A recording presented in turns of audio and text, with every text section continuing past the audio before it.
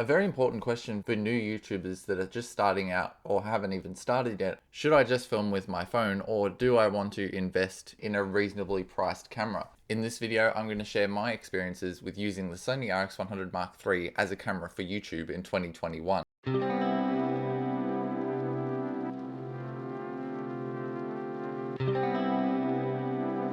What's going on, guys? If you're new to the channel, I'm Chef Blake, and I've been working on my YouTube channel since around the start of last year, and also been using the Sony Rx100 for all of my videos up to this point.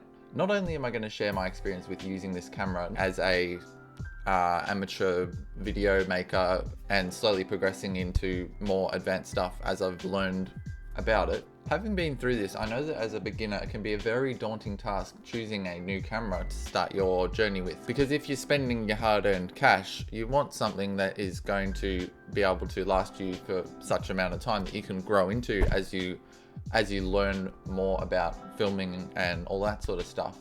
So I picked up this Sony camera about 4 years ago and paid about $600 for it off eBay.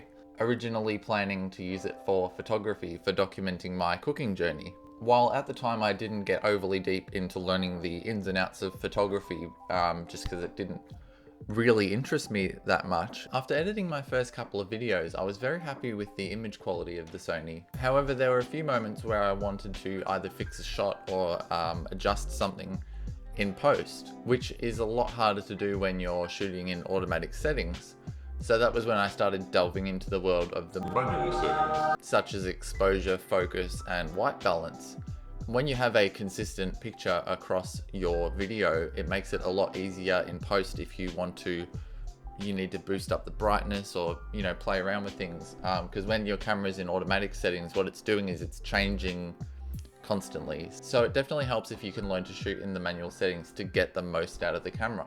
Now, would I recommend the Sony Rx100 III as your starting YouTube camera in 2021, with camera phones being better than ever? Short answer, yes. Long answer, not really. Now, like anything, there is a lot of variables to look at when you're looking to buy a new camera. And I must say that if you are budget conscious, but you do want to take that step up and get a camera, if you want something that's an all-in-one package, the Sony Rx100 III is fantastic. You don't need to worry about lenses or anything like that. It's all built in. You just turn it on and you start filming your videos. Now, like anything, there are pros and cons, and I want to go through with you probably the most important ones in my opinion about this camera, having been using it for video for about 2 years now. Let's start with the pros. I wouldn't say that the camera is quite outdated yet. It still functions extremely well. I think the end result is fantastic. At 20.1 megapixels with a 1-inch Zeiss lens, this camera is going to be able to perform much better than your smartphone's camera.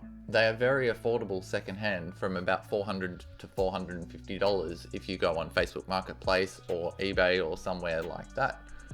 You can even still buy them brand new for about $850. However, I would highly recommend against buying it brand new, because for a 7-year-old camera, I don't think it's worth $850.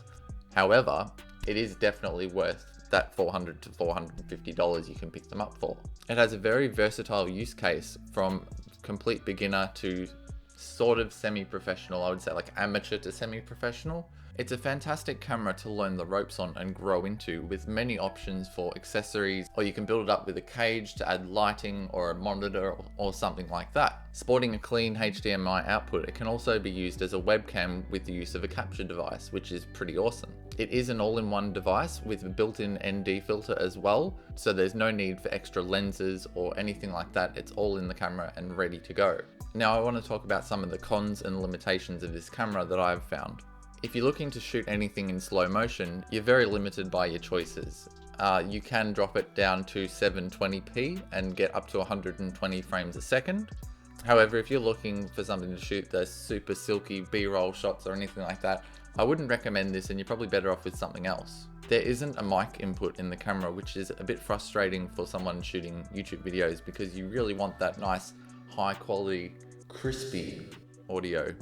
At the moment, I'm currently recording on a Zoom H1N, and I'll have to edit that in post.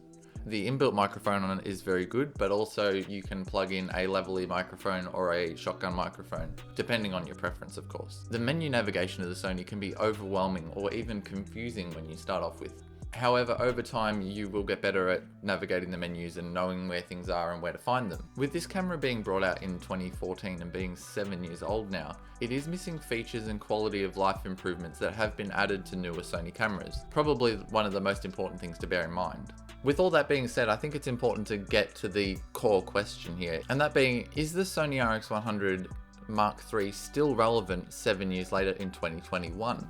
And my overall thoughts are yes. You can make very high quality videos with this camera and it will see you through quite some time of your YouTube career until such a point where you hit the roof and you're ready to upgrade to something a bit more beefy, a DSLR or mirrorless camera that has lens options and all that sort of stuff. But if you're just starting off and you want a camera that's going to be much better quality, much more options and settings than your phone, you really can't go past these ones, because at about $450 secondhand, I think that's a great price. However, if you do have more of a budget, you can pick up the Sony ZV-1 for around $1,200, and that camera encapsulates all the things that are great about the Rx100 Mark III, but it has a lot of improvements, such as 4K video, better options for slow motion, and that all-important microphone input. I've been very happy with the performance of this camera and it has suited my needs up to this point. I've done cooking videos, talking head videos, I've done vlogging. This camera's been a great introduction for me into the Sony world of cameras, and honestly I probably will buy another Sony in the future. If you do end up getting this camera, make sure you get a 64GB SDHC memory card so that you're able to utilize all of the video format options. If you're possibly in the market to buy an old Sony point and shoot camera, I really hope that this video has helped point you in the right direction. If this video helped you, make sure you hit that like button and subscribe for more videos. I also suggest you check out my buying guide for filmmaking on a budget, where I break down all of the other stuff such as lighting, monitors, and that I've been using, and sharing some opinions and such on that. Thanks for stopping by, and I'll see you in the next one.